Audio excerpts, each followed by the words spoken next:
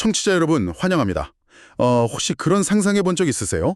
그 평생을 바쳐서 막 허걱대면서 사다리를 올랐는데 마침내 꼭대기에 딱 도착하고 보니까 그 사다리가 통째로 거꾸로 뒤집혀 있는 겁니다. 아, 그거 진짜 아찔하네요. 그렇죠. 그러니까 내가 밟고 올라섰던 사람들, 제일 밑바닥에 있다고 생각했던 사람들이 사실은 꼭대기에 있고 가장 높은 자리를 차지했다고 믿었던 내가 사실은 제일 아래에 처박혀 있다는 걸 딱 깨닫는 그 순간 말이죠. 네, 완전히 멘탈이 나가는 상황이죠. 맞아요.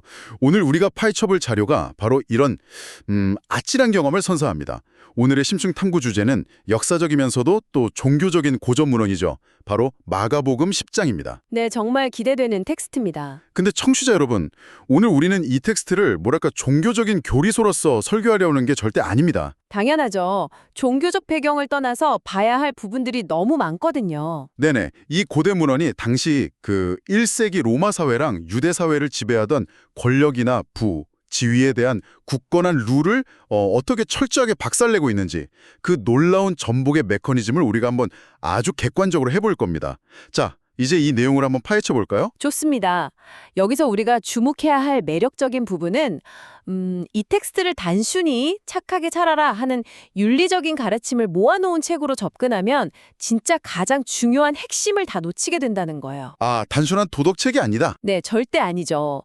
마가복음 10장은 그 철저하게 의도적으로 배치된 하나의 거대한 사회적 고발장과도 같습니다. 사회적 고발장이요? 와, 표현이 세네요. 네네. 그 당시에 법정 엘리트, 경제적으로 크게 성공한 사람, 또 권력을 탐하는 측근들, 그리고 사회의 가장 밑바닥에 있는 약자들이 차례대로 등장하거든요. 그러면서 기존의 사회 구조랑 인간 본성이 얼마나 왜곡되어 있는지를 아주 날카롭게 해보아하는 거죠. 아, 그래서인지 초반부터 아주 살벌한 기싸움이 벌어지잖아요. 그 당시에 종교적이고 법적인 엘리트였던 바리새인들이 예수를 시험하려고 딱 찾아옵니다. 네, 아주 날선 질문을 던지죠. 그들이 꺼낸 카드가 바로 이혼이에요.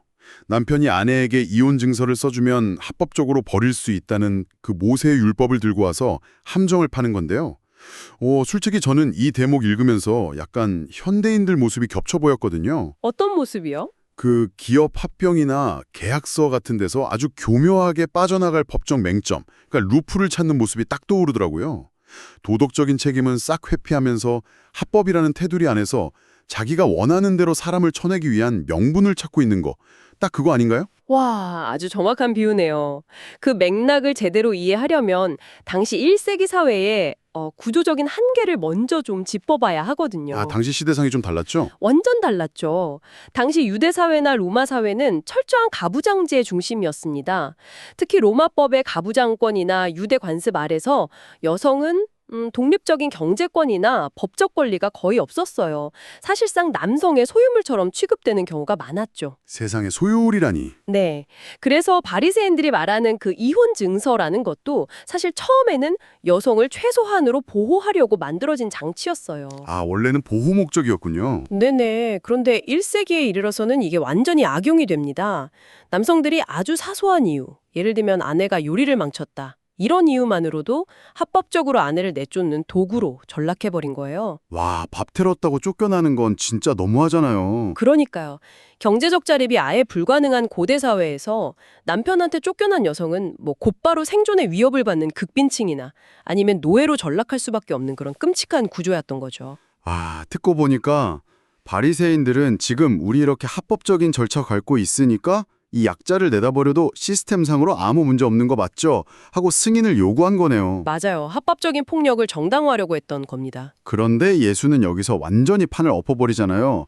그 이혼 증서라는 건 너희들의 그 마음이 완악함, 그러니까 인간의 이기심을 통제하려고 어쩔 수 없이 만들어진 임시방편일 뿐이고 창조의 본질은 둘이 한 몸이 되는 거니까 사람이 임의로 나눌 수 없다고 아주 쾅 선언해버리거든요. 네, 바로 여기서 이 텍스트의 첫 번째 전복이 일어나는 겁니다. 첫 번째 전북이요? 네. 예수는 그 종교적 율법이라는 명분 뒤에 숨어있는 기득권층의 폭력성을 완전히 폭로해버린 거예요.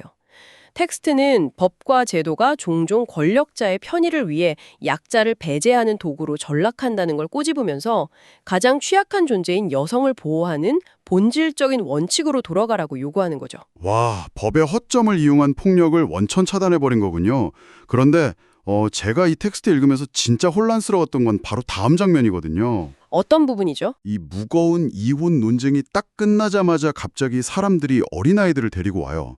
그랬더니 이번에 제자들이 나서는데 마치 그 최고급 VIP 클럽 문 앞을 지키는 덩치 큰 문지기들처럼 애들한테 험악하게 화를 내면서 쫓아냅니다. 하하, 문지기 비유 재밌네요. 아니 진짜로 야 여기 높으신 분들 대화하시는데 꼬마들은 저리 가라 이런 식이란 말이에요. 대체 제자들은 왜 이렇게까지 오버하면서 화를 낸 걸까요? 이혼 이야기 직후에 갑자기 애들이 튀어나오는 것도 되게 뜬금없이 느껴졌고요. 아, 이게 절대 뜬금없는 배치가 아닙니다. 아주 치밀하게 계산된 서사 구조거든요. 아 그래요? 네네. 앞서 말씀드린 고대 지중해 세계의 계급 구조 있잖아요. 거기서 가장 밑바닥에 위치한 두 부류가 바로 여성, 그리고 어린아이였습니다. 아 여성 다음으로 어린아이? 맞아요. 현대 사회에서 어린아이는 우리가 막 보호해야 할 순수함의 상징이잖아요. 근데 고대 사회에서는 달랐어요. 경제적 생산 능력이 전혀 없고 또 질병으로 사망할 확률이 극도로 높고 성인 남성에게 철저히 종속된 그야말로 사회적 가치가 제로인 존재들이었죠. 사회적 가치가 제로요. 진짜 비참하네요. 그러니까 제자들은 지금 뭐 특별히 악당이라서 애들을 괴롭힌 게 아니라 당시 사회의 보편적인 상식, 그 피라미드 구조를 아주 충실하게 따르고 있었던 거예요. 힘없고 쓸모없는 존재들은 중요한 리더 곁에 올 자격이 없다는 그 사회적 룰을 대변한 거죠. 아 그렇게 들으니까 상황이 딱 이해가 되네요. 그래서 예수의 반응이 더 충격적이었던 거군요. 맞습니다. 텍스트를 보면 단순히 야 애들 좀 놔둬라 이 수준이 아니잖아요. 제자들 행동을 보고 크게 노하셨다, 앵그리한 걸 넘어서 완전 인디그넌트, 분개하셨다고 기록되어 있거든요. 네, 완전히 불같이 화를 내셨죠. 그러면서 하나님의 나라가 이런 어린아이들일 것이다. 누구든지 어린아이와 같이 받들지 않으면 결단코 그곳에 들어갈 수 없다. 이렇게 아주 파격적인 선언을 합니다. 이거는 단순히 애들 좀 예뻐해라. 이런 도덕 교과서 같은 이야기가 아니네요. 전혀 아니죠. 사회적 사다리의 맨 밑바닥에 완전 짓밟혀 있던 자들을 완전히 새로운 시스템의 꼭대기로 멱살 잡고 끌어올린 셈이니까요. 와, 멱살 잡고 끌어올렸다. 이 대목이 핵심이거든요. 세상의 시스템은 항상 능력, 재력, 유용성을 기준으로 사람을 평가하잖아요. 그리고 권위와 힘으로 무가치한 자들을 배제시켜버리죠. 그렇죠.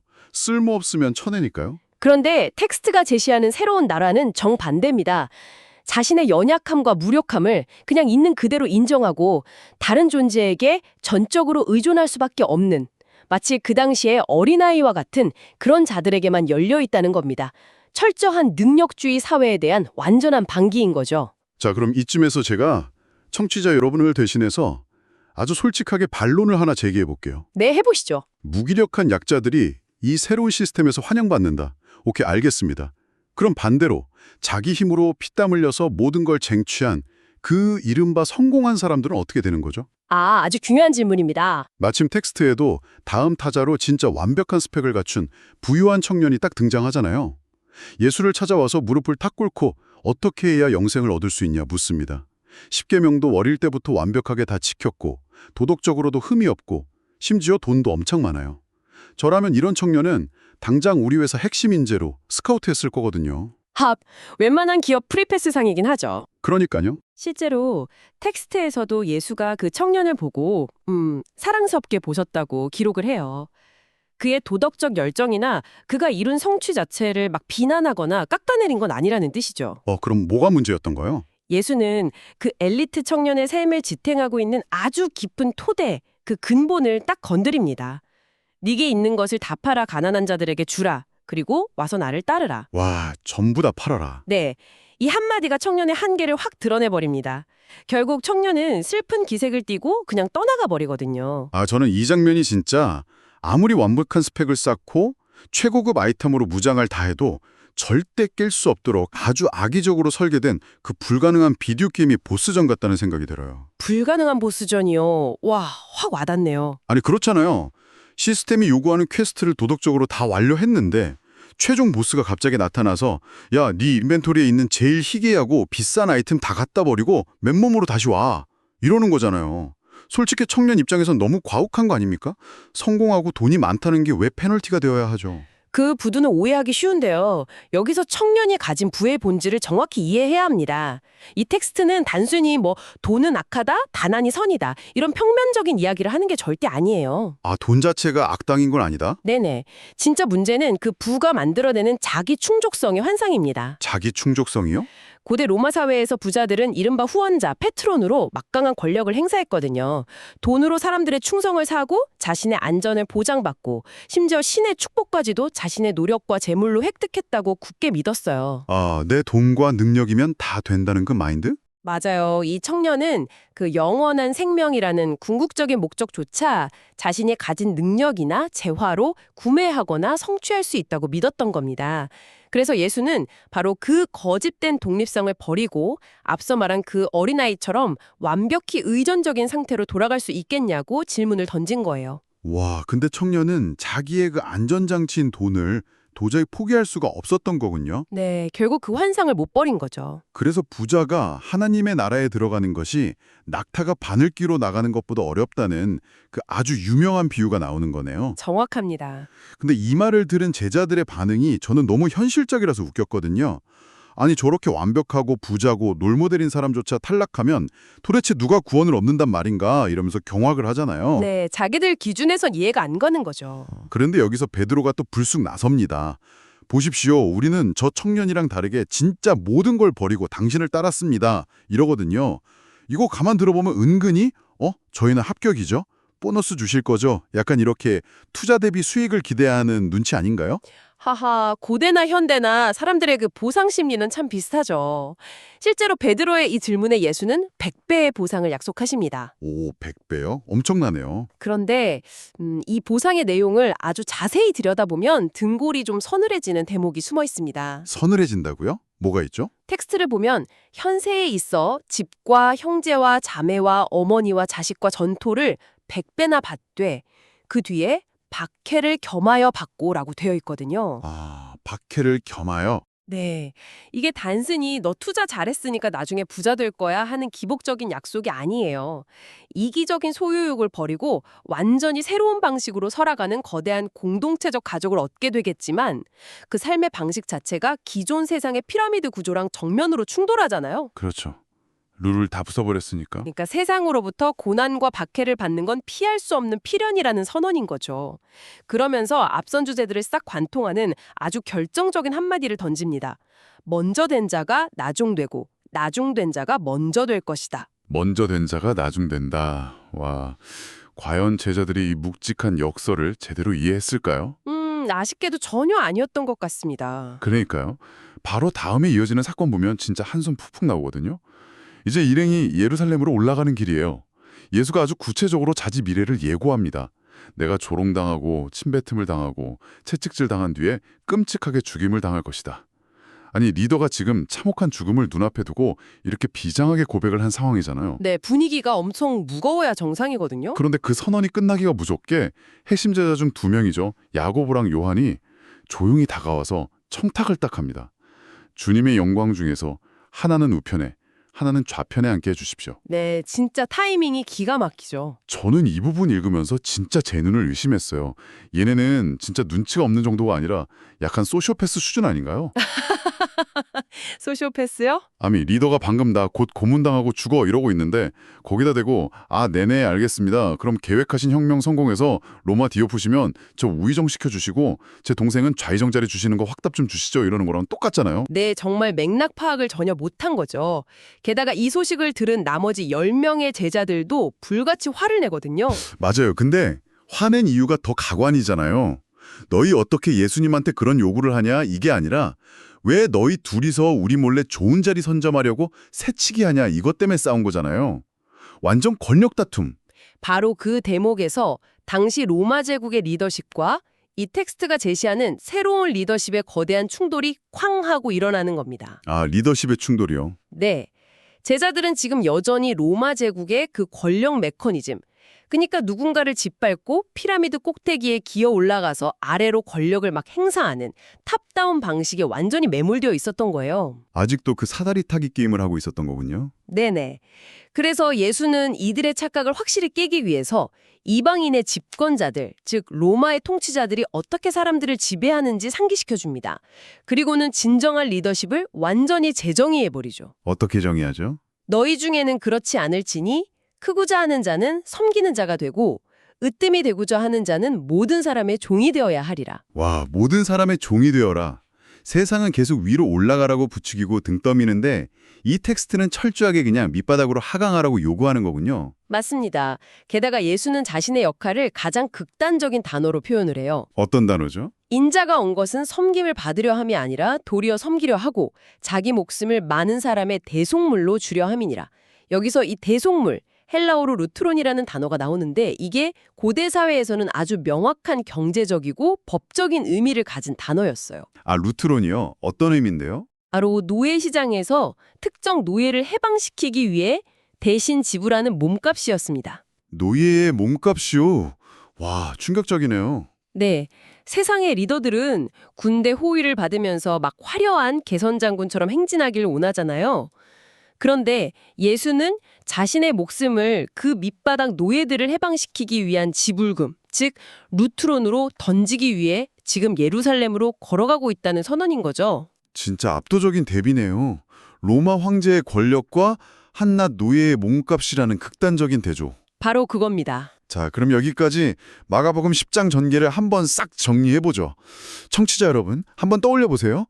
기득권의 율법을 무기로 삼았던 엘리트 바리새인들, 그리고 자기 스펙과 재산에 갇혀버린 완벽한 부자 청년, 그리고 가장 오랜 시간 예수를 따라다녔으면서도 결국 세속적인 권력에 그 찌꺼기만 탐했던 최측근 제자들까지 이 텍스트에 등장하는 그 이른바 주류 혹은 성공할 가능성이 제일 높은 사람들은 전부 이 새로운 룰에 적응하지 못하고 실패했습니다. 네, 전부 다 나가떨어졌죠. 이쯤 되면 과연 이 텍스트가 요구하는 기준을 진짜 통과할 사람이 한 명이라도 있긴 한 건지 의문이 들 정도거든요.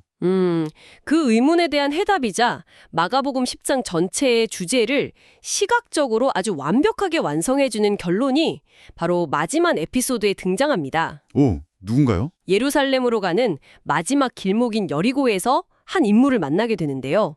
바로 맹인거지 바디메오입니다. 아, 맹인거지라 아까 말씀하셨던 그 고대사회 계급 피라미드에서 아예 보이지도 않는 맨 밑바닥 지층에 박혀있는 사람이군요. 네, 완전 최하층이죠. 돈도 없고 지위도 없고 심지어 볼 수도 없으니까 경제적 가치는 정말 완벽하게 제로네요. 그가 길가에 앉아서 구걸을 하다가 예수가 지나간다는 소리를 듣고 막 소리를 지릅니다. 나를 불쌍히 여기소서. 그랬더니 당연히 사람들은 시끄럽다고 막 억누르고 꾸짖잖아요. 네, 조용히 하라고 난리였죠. 저는 여기서 그 초반부에 어린아이들 쫓아내던 덩치 큰 문지기 제자들의 모습이 탁 오버랩되더라고요. 야, 여긴 VIP면 지나갈 수 있어. 조용히 해. 딱 이거잖아요. 아주 정확한 통찰입니다. 그런데 여기서 예수는 걸음을 멈추고 그를 부릅니다. 이 순간부터 바디메오가 보여주는 행동 메커니즘을 앞서 실패했던 부자 청년이나 제자들 모습이랑 딱 비교해보면 진짜 엄청난 통찰을 얻을 수 있거든요. 어떤 점이 그렇게 달랐나요? 부름을 들은 바디메오는 즉시 자기 겉옷을 내버려고 벌떡 일어나서 예수께로 갑니다. 겉옷을 버렸다. 네, 이 겉옷을 던져버렸다는 디테일이 매우 중요해요. 고대 중동에서 맹인 거지한테 겉옷은요, 그냥 우리가 입는 그런 겉옷이 아니에요. 낮에는 구걸할 때 동전 맞는 판을 딱 깔아주는 도구고, 춥고 일교차가 엄청 큰 밤에는 자기가 얼어 죽지 않게 해주는 유일한 이불이자 텐트였습니다. 헉, 생존 필수품이었네요. 맞아요. 즉, 그가 가진 유일한 전 재산이자 법적으로 구걸을 허락받았음을 증명하는 생명줄이었던 겁니다. 와, 대박이네요. 앞서 등장했던 그 완벽한 부자 청년은 자기 창고에 막 넘쳐나는 재물을 포기하지 못해서 결국 슬퍼하면서 떠나갔는데 정작 잃을 게 이 세상에 딱 하나밖에 없는 이 거지는 그 유일한 생명줄마저 단 1초의 망설임도 없이 그냥 허공에 냅다 던져버리고 뛰어갔다는 거군요. 네, 완전히 극과 극의 대조죠. 그런데 잠깐만요. 저는 여기서 이 텍스트의 구조적인 천재성에 진짜 소름이 쫙 돋았거든요. 어떤 부분에서요? 예수가 바디메오한테 딱 질문을 던지잖아요. 네게 무엇을 하여 주기를 원하느냐? 저 이 대목에서 무릎을 탁 쳤습니다. 청취자 여러분, 이 질문, 방금 전 그 길 위에서 야고보랑 요한이 청탁하러 왔을 때 예수가 했던 그 질문이랑 토시 하나 안 틀리고 똑같잖아요. 와, 정확히 보셨습니다. 바로 그 지점을 봐야 해요. 똑같은 질문이 주어졌을 때 권력의 피라미드 구조에 꽉 갇혀있던 식심 제자들은 우리를 가장 높은 권력의 좌우편 자리에 앉혀주십시오. 라고 답했잖아요. 타인 위에 군림하는 영광을 구한 거죠. 네, 자리 달라고 졸랐죠? 하지만 바디메오의 대답은 완전히 달랐습니다. 선생님이여, 보기를 원하나이다. 그는 남들보다 높아지기를 원한 게 아니라 그저 잃어버린 빛을 되찾고 온전한 존재가 되기를 갈망했어요. 아, 온전한 존재. 네. 자신의 무력함을 완벽하게 인정하고 절대적인 의존에 선택한 그 앞서 말했던 전형적인 어린아이의 모습인 것이죠. 아, 그렇게 연결이 되네요. 그리고 시력을 딱 회복한 바디메오의 마지막 행동이 오늘 심층탐구의 방점을 제대로 탁 찍습니다. 치유를 받은 바디메오가 예수를 길에서 따른다 라고 되어 있거든요. 네, follow him on the road. 여기서 말하는 그 길이라는 게 도대체 뭡니까? 방금 전 단락에서 예수가 자기가 조롱당하고 채찍질당하고 십자가에 못 박혀 죽을 거라고 예고했던 바로 그 예루살렘으로 향하는 고난의 길 아닙니까? 아, 맞습니다. 그 역사적 맥락이 이 본문을 완성하는 궁극적인 열쇠예요. 모든 것을 다 가졌던 엘리트 청년은 슬퍼하며 그 길에서 떠나갔고 제자들은 영광만 쫓느라고 그 죽음의 길을 전혀 이해하지 못했죠. 아무도 같이 가지 못했네요. 그렇죠. 그런데 오직 자신의 유일한 겉옷마저 미련 없이 던져버린 이 맹인 거지만이 치유를 받은 뒤에 자기 집으로 편하게 돌아가지 않고 예수가 걸어가는 그 대속물의 길, 가장 철저히 밑바닥으로 하강하는 십자가의 길에 동참한 겁니다. 진짜 제자가 되어서요. 와, 정말 아주 깊은 여운이 남는 텍스트입니다. 우리가 2000년 전의 이 오래된 문헌을 오늘 쫙 펼쳐보면서 발견한 건 단순한 도덕적 교훈이 아니었네요. 네, 그 이상이죠. 더 많이 소유하고 더 높은 지위에 오르고 타인 위에 막 군림하려는 우리 인류의 뿌리 깊은 본성이란 사회 시스템을 밑바닥부터 철저하게 뒤집어 엎어버리는 사상적 혁명이었습니다. 정확한 요약입니다. 세상의 사다리는 늘 위를 향해 있잖아요. 근데 이 텍스트가 말하는 사다리는 가장 무력한 자들을 향해서 거꾸로 내려가고 있습니다. 네, 그리고 이 혁명적인 패러다임은 사실 2000년이 훌쩍 지난 오늘날 우리 사회에도 아주 깊은 영향을 미치고 있거든요. 현대사회에도요? 네네. 예를 들면 현대 기업 경영에서 종종 언급되는 서번트 리더십, 그러니까 섬기는 리더십이라던가 아니면 지위 고하를 막론하고 모든 인간은 동등한 가치를 지닌다는 현대 인권 개념 있잖아요. 네, 휴먼 라이츠. 아주 기본 중의 기본이죠. 그 철학적 뿌리를 계속 추적해 올라가다 보면 결국 이 마가복음 10장에서 선언된 크고자 하는 자는 섬겨야 하고 모든 사람의 종이 되어야 한다는 그 파격적인 가르침과 맞닿아 있다는 걸 알 수 있습니다. 와, 그 말씀 들으니까 오늘날 우리가 몸담고 있는 이 사회 구조를 완전히 새로운 시각으로 다시 평가하게 되네요. 우리는 말로는 수평적인 조직이다, 서번트 리더십이다 외치면서도 실제로는 여전히 타인을 짓밟고 올라서려고 이혼 증서의 맹점을 찾던 바리새인이나 아니면 권력을 탐하던 제자들처럼 살아가고 있는 건 아닌지 진짜 뼈아프게 돌아보게 됩니다. 그렇습니다. 결국 이 문헌은 그 1세기의 사람들을 훌쩍 넘어서 오늘 당장 21세기의 자본주의 사회를 치열하게 살아가는 우리에게 거대한 거울을 탁 들이밀고 있는 셈입니다. 아, 거대한 고울이요. 맞습니다. 그래서 오늘 이 깊은 탐구를 마치면서 청취자 여러분 스스로 곰곰이 생각해 보실 수 있는 도발적인 질문을 하나 던지고 싶습니다. 어떤 질문일지 기대되네요. 여러분이 일하고 있는 회사나 조직 혹은 여러분이 속해 있는 그 사회적 피라미드의 구조를 머릿속에 한번 싹 그려보십시오. 만약 오늘 우리가 살펴본 이 1세기에 뒤집힌 렌즈로 그 조직도를 딱 바라본다면 과연 가장 꼭대기 자리에 앉아 있어야 할 사람은 누구일까요? 네, 아주 날카로운 질문이네요. 그리고 여러분 자신은 지금 누군가를 위해 기꺼이 밑바닥으로 내려가 대속물이 되어주고 있습니까? 아니면 끊임없이 타인 위에서 군림할 권력의 좌우편 자리만을 노리고 있습니까?